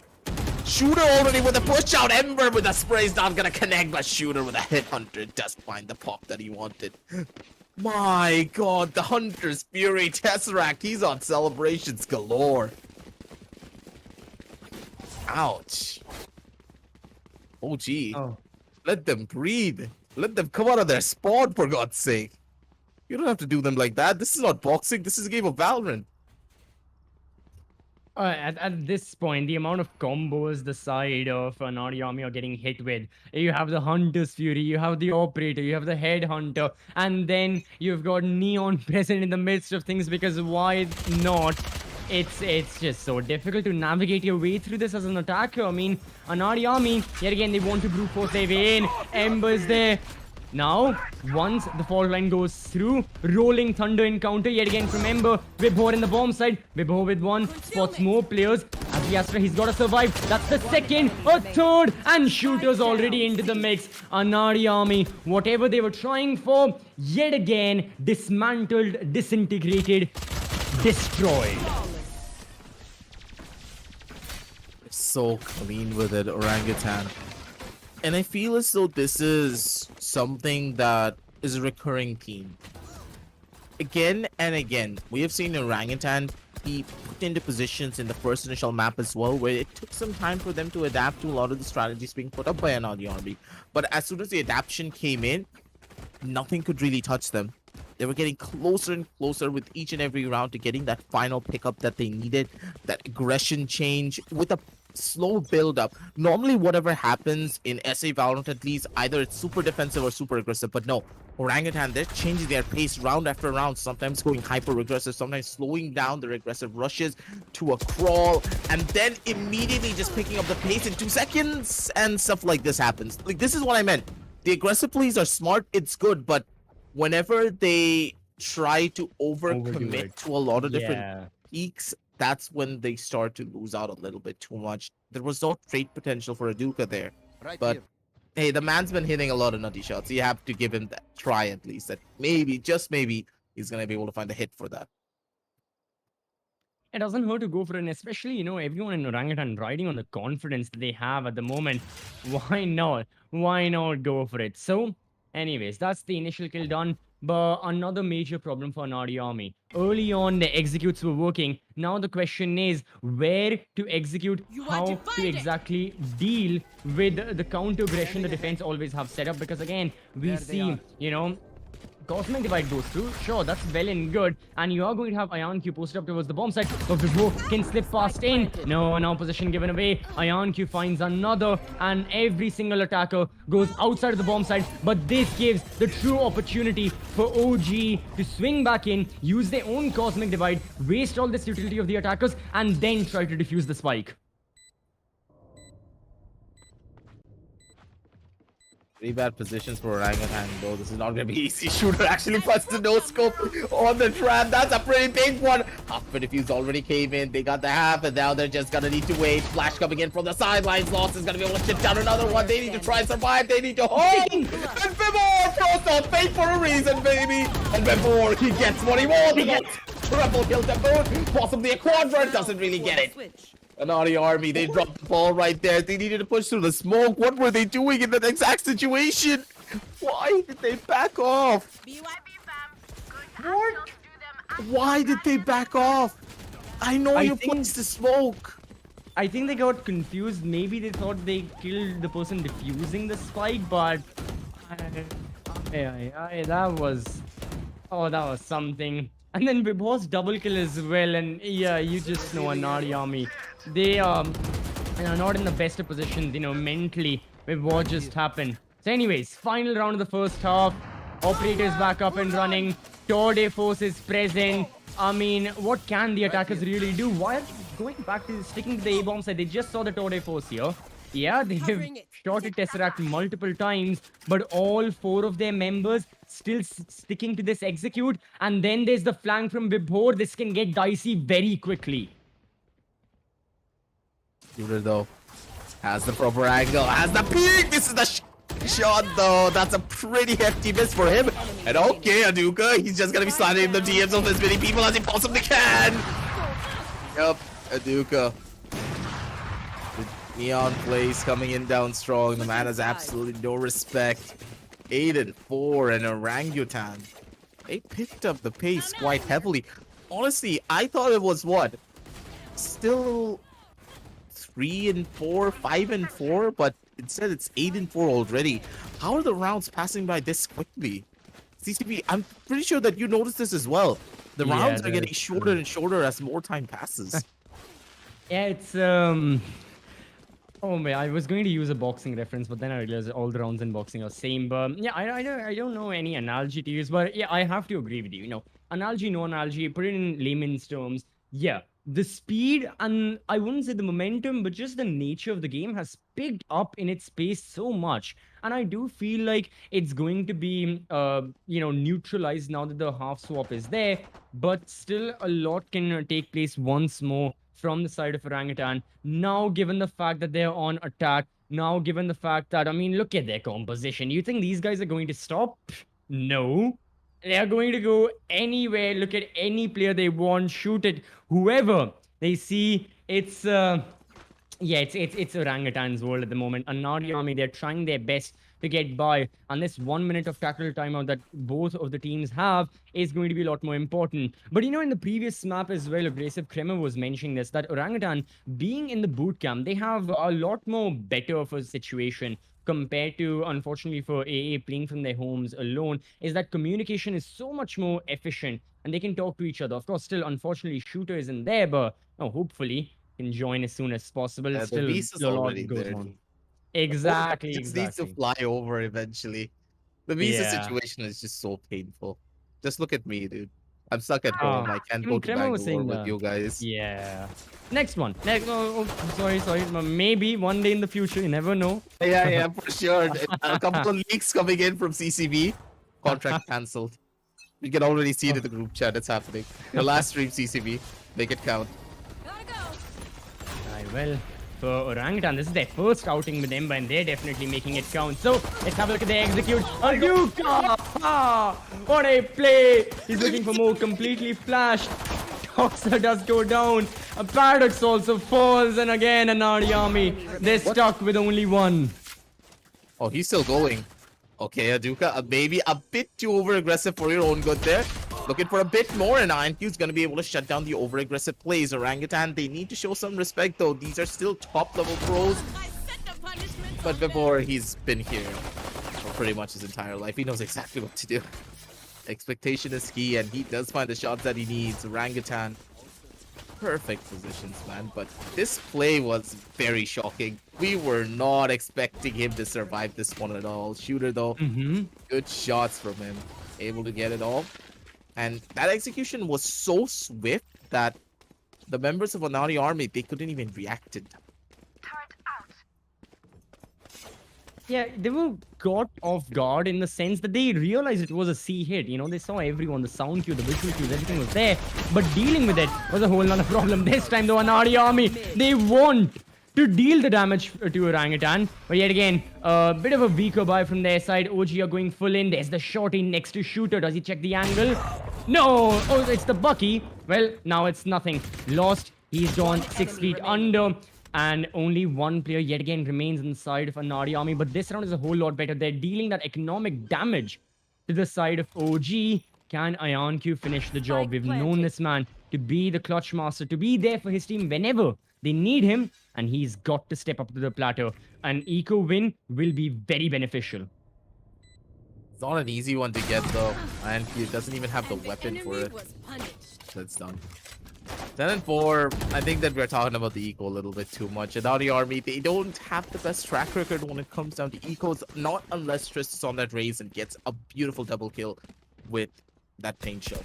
As soon as the paint shell comes in, you know that Triss guarantees a couple of kills, but now that he is on the killjoy, he's kind of limited in what he is capable of. But for OG, their aggression knows no bounds.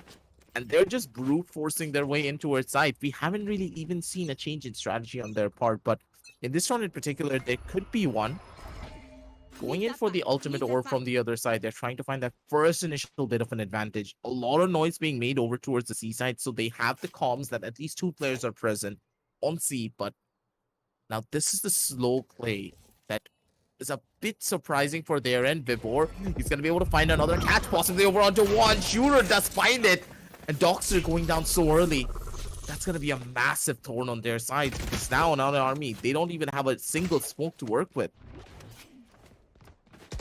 Well, with most of the members posted up on the A bomb side as well, they've got to rely on face checking things. And yeah, the retakes are going to get a whole more difficult. But Triss makes things a bit easier. That is going to be one of the initiatives taken off the board. But now that there's no swarm grenade and alongside the smoke, easy entry into the C bomb side after the trade occurs. The spike, however, it's going on A. Aduka gets the entry. What does he find? An empty bomb site. Tesseract follows. And Bibo is taking all the attention of these defenders. Look at them. Towards defender spawn. They don't have an idea the spike's going down or just yet. And now they realize what's happened. But now Bibo can go for the flank as well. And Orangutan, if they play this smartly, it can be a washout victory. Yeah, seems like it. The attacking side is just very difficult to put a stop on, especially when your team is in perfect sync with one another. Aduka, though, playing from the underside of heaven. Beautiful position for him to be in. He's trying to slow them down as much as he possibly can. Iron Cube with the jump down. Tesseract. He's going to be around the corner. Aduka, though, look at the way that he plays, man. The guy's jumping around and he's doing what he can to survive. The flicks are perfect. The shots are clean. And Aduka, fist bumps galore from all around. The man just knows exactly what to do to hold it down strong. Honestly speaking, Orangutan, they're getting away with so much that they really should not have any business even contemplating the way that they're taking a couple of these rounds. In Anaadi Army, I think that their confidence is shot. How do you turn yourself back from a loss like this? Yeah, it's best for A to focus on their next match, and honestly, it's going to get difficult. But then again, what hasn't been difficult for AA, sorry, this entire Challenger series, losing Qualifier 1, losing Qualifier 2, only moving on forward as the final team from the wildcards, and Orangutan, they're not making it any easier. Wibho, beautiful little double kill. 3 defenders in towards the A-bomb side. That's one gone. That's the other eliminated. Neon has no stop, no breaks on Aduka. And a flawless round win. Done and dusted. It was an eco buy from the side of AA.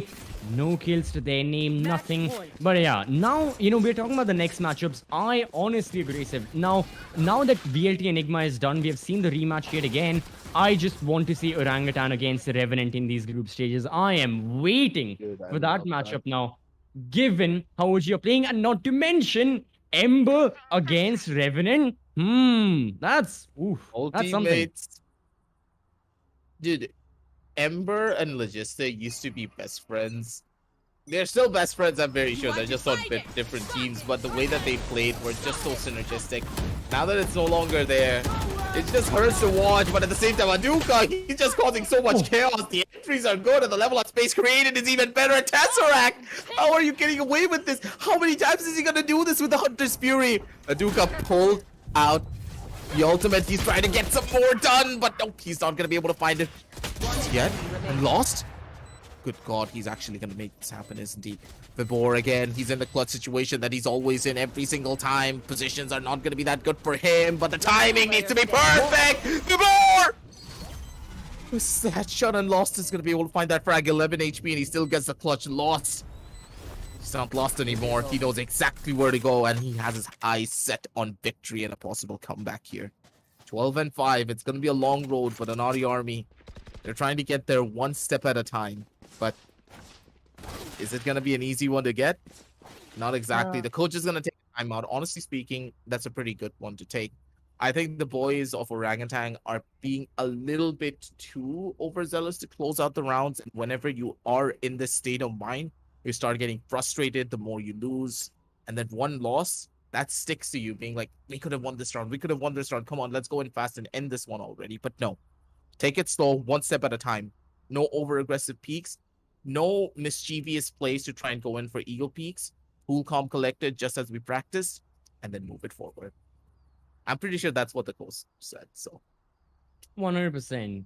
And yeah, I mean, for Anaadi Army, a lot more serious and a lot more brief and like in-depth discussions taking place because they have a lot to go over what has been happening for the past 11, yeah, past 11 rounds, ever since Orangutan like didn't lose a single. This is now their first loss after so many. So Anaadi Army, they've got to uncover everything that's happened, but unfortunately not much time. Already we can hear the ticks of the timer, and already we know that it's time for the players to go back into the server and start shooting, firing off on all cylinders. But yeah, for Orangutan, it's going to be a lot more of crisp and compact, like talking with each other, just like you said with the coach. Just keep it straight, keep it elegant, don't overdo your path. Let's see what they're going to be doing now that now that the tackle timeout is done. Yet again, Aduka as the entry fragger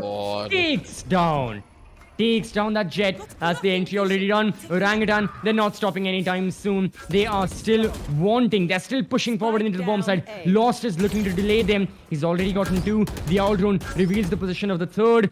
But OG, do they commit to the A bomb side? That's the question. You have Vibho alive. He's going to go for the smokes. You still have the Sova, but the recon bolts are very precise. And AA, they've got so much utility to work with.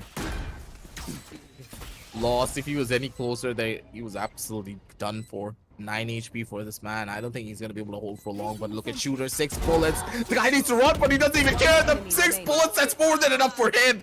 Takes the shot straight to the head, and the last player remaining is going to be lost once again.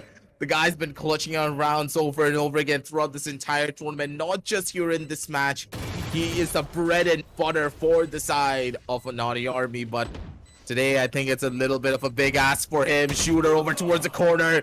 He's going to try to go in for an over-aggressive peek. He gets caught out and lost. I think he's done for. The spike's ticking on down, and the time and the bloodline for the side of AA is just completely gone. Orangutan, they take a swift 2-0 victory for their side. 13 and 5 and a 13 and 3 on the map of Icebox. Members of Orangutan, they seem to be unstoppable, and Group A seems to be their home turf. They're sitting on the top of the throne, controlling everyone down below. Well, until Revenant comes in around the corner and tries to give him a slap in the face. You never really know.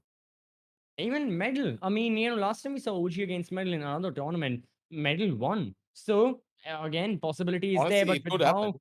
Yeah, exactly. It could happen, but with how Orangutan are looking right now, I mean, the performance we just saw, Icebox and Haven, unlikely. OG, fearlessness in their eyes and in their playstyle, confidence just zooms out of every single play they make, every single angle they go for. I mean, let's have a look at the highlights. Haven, the amount of multi-kill rounds we saw from these players, the amount of montages we saw of, of Aduka rushing into the bomb site as the Neon, getting multiple kills of Shooter and the Operator Headhunter, doing magic, of Vibhor and those clutches, Vibhor in the flanks. I mean, everyone put in their work.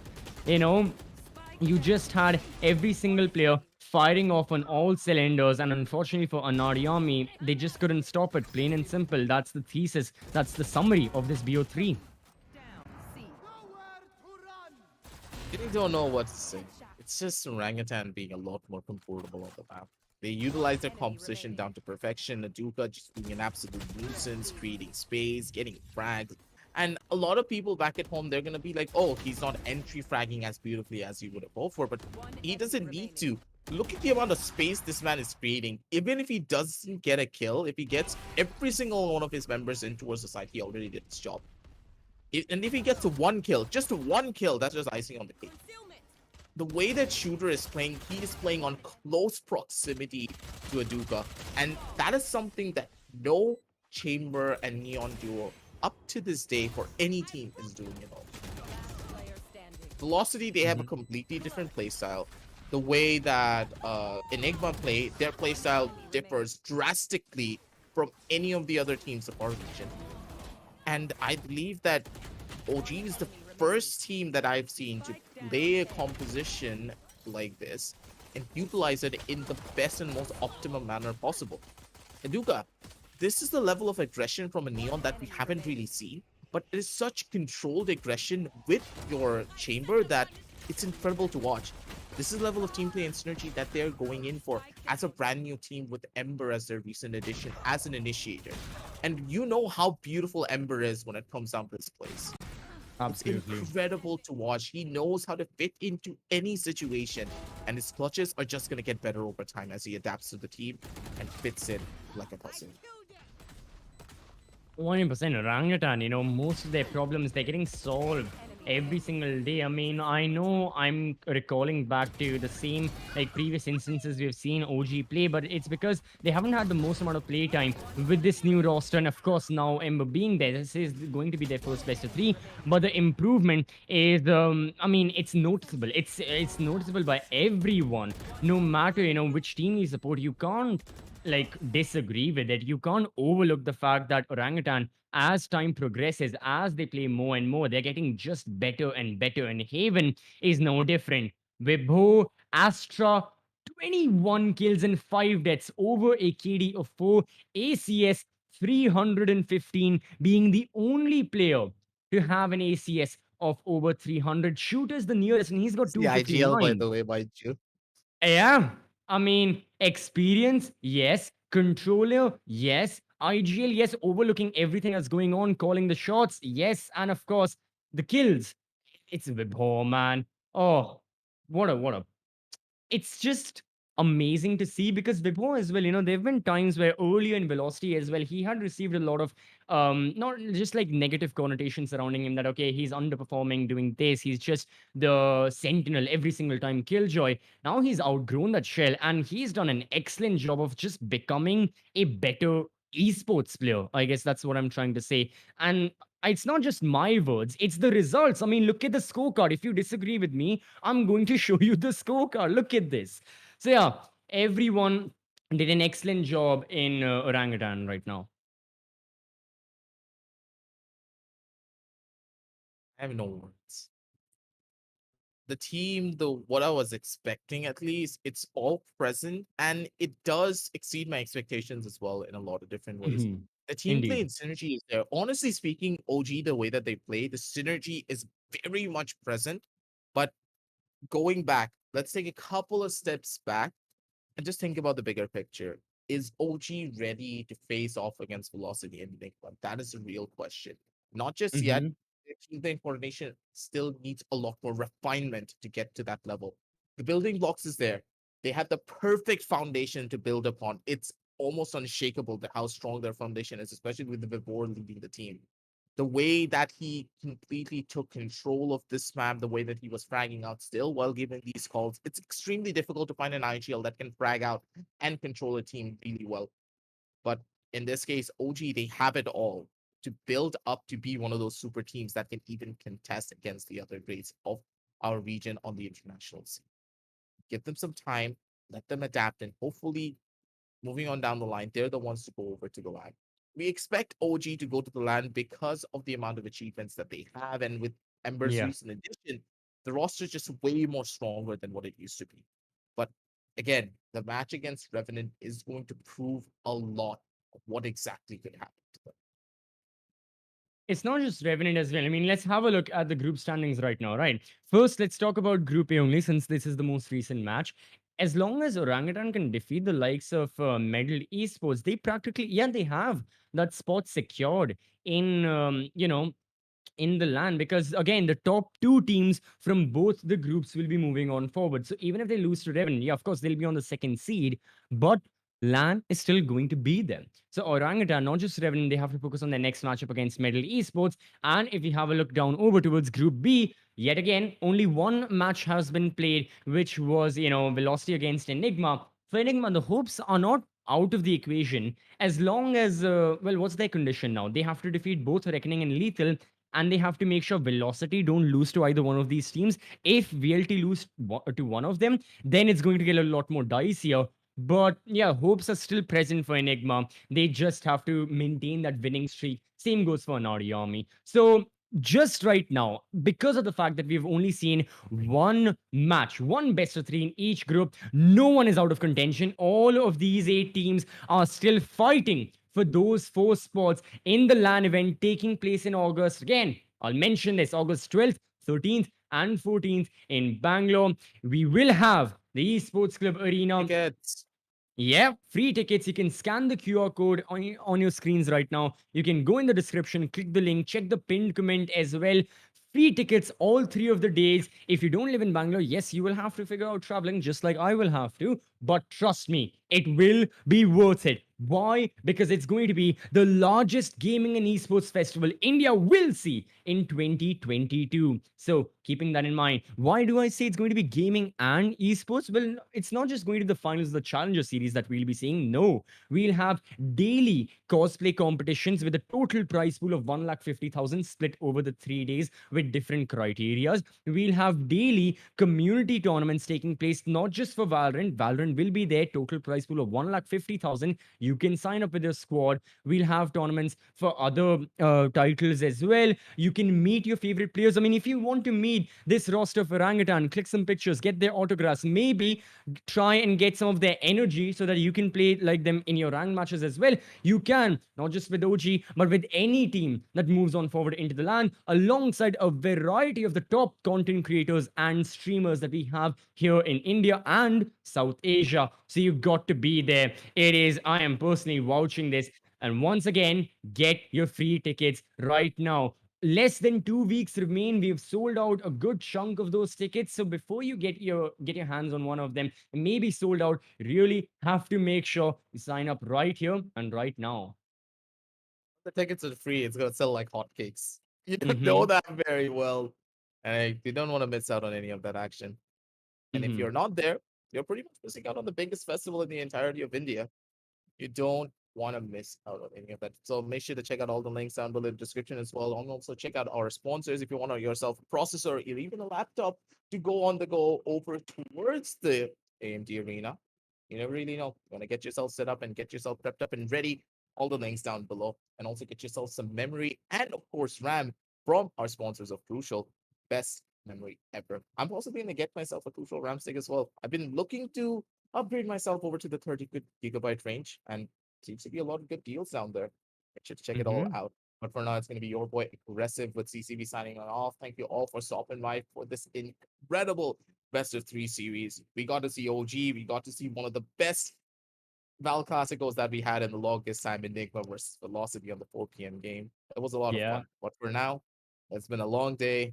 And hey, we're going to be seeing you tomorrow with a lot more action. With the AMD Ryzen and Windows 11 presents the Esports Challenger Series powered by Crucial. It's going to be me signing on off with CCB. Good night and happy gaming.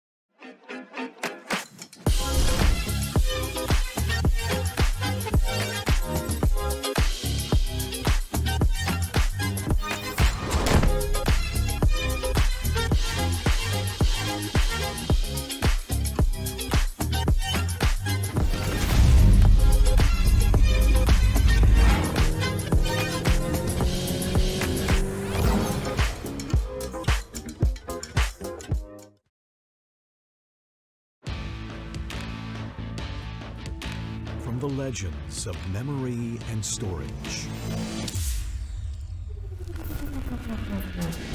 Crucial brings you the ultimate performance in gaming. Legendary products, precision engineered. For speed and stability. Crucial ballistics.